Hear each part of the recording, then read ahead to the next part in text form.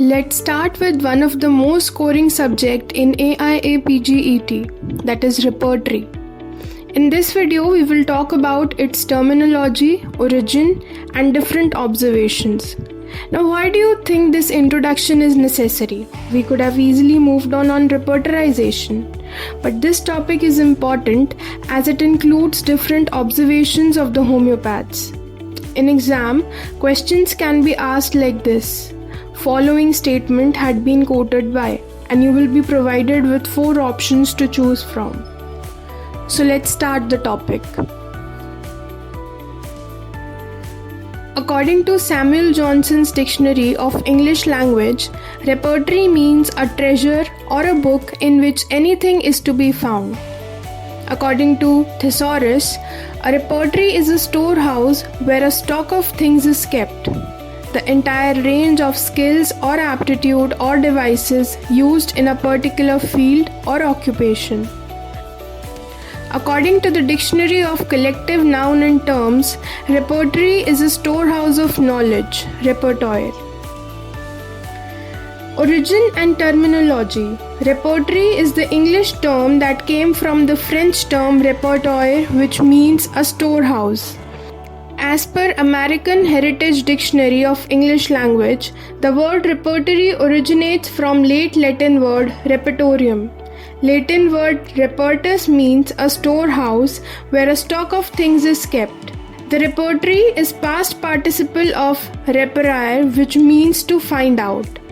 During the 18th century, repertorium or reperire was also used to carry the meaning armamentarium, where the armaments were arranged in a fixed and in a definite order at the right place so that one can find out the needed weapons with ease.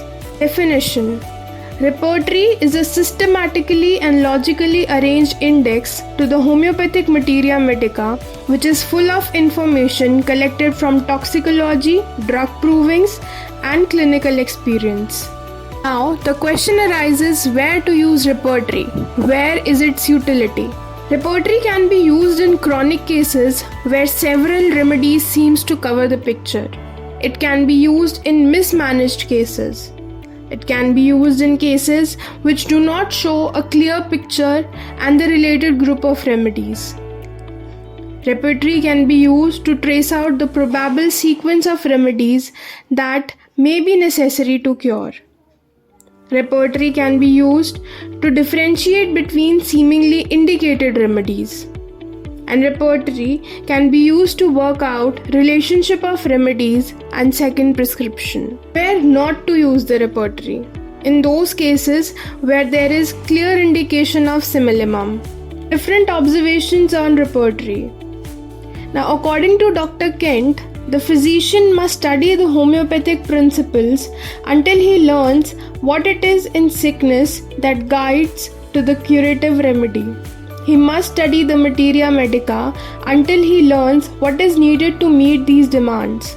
He must then study the repertory until he learns how to use it so that he can find what he wants when he needs it.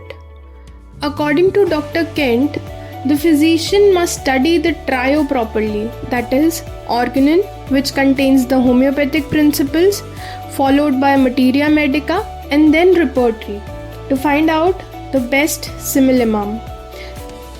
The proper use of repertory will lead to correct offhand prescribing in simple cases. The mechanical use of the repertory never leads to the artistic prescribing nor to remarkable results. This statement focuses on outcome of usage of repertory. The use of the repertory in homeopathic practice is a necessity if one is to do careful work.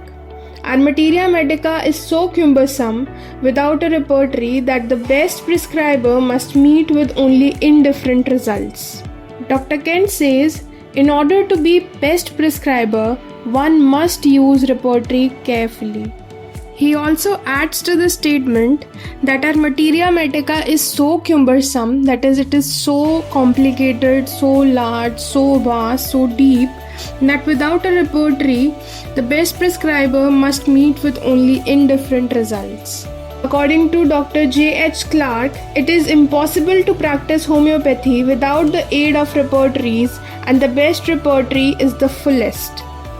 According to William D. Gentry, there is a need, and it may be truthfully said, an urgent demand for a repertory which will enable the physician to find quickly, certainly, and desired symptoms in the materia medica together with the indicated remedy. According to Dr. Barthel and Dr. Will Clunker, the need for the repertory comes from the character of homeopathy itself. According to Dr. H.A. Roberts, it is by no means a rigid measure to which we must hold the afflicted patient. Rather, it is a flexible means which we may adapt to the patient himself, and by this means find the remedy that will be best fitted for his needs. According to R. Van Zandvoort, a repertory is an index to materia medica. It is the back page's materia medica, so to say a register. According to the father of repertory, that is Dr. C. Bonninghausen, every homeopath has doubtlessly had a similar experience finding the components of the disease picture under several comparable antisoric remedies which correspond possibly to those of the patient. Only one, however, could be most helpful, most of the others necessarily being indifferent to the desired result.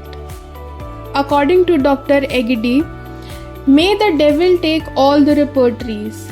They destroy that which belongs together and unite points which are foreign to each other only for the sake of adhering to ABC of children's reading books. In order to be able to perform a characteristic picture with its lights and shades from them, one would have to carry in one's head the whole materia medica pura ready for use, and then the repertories would be of less value than ever. Thank you for watching.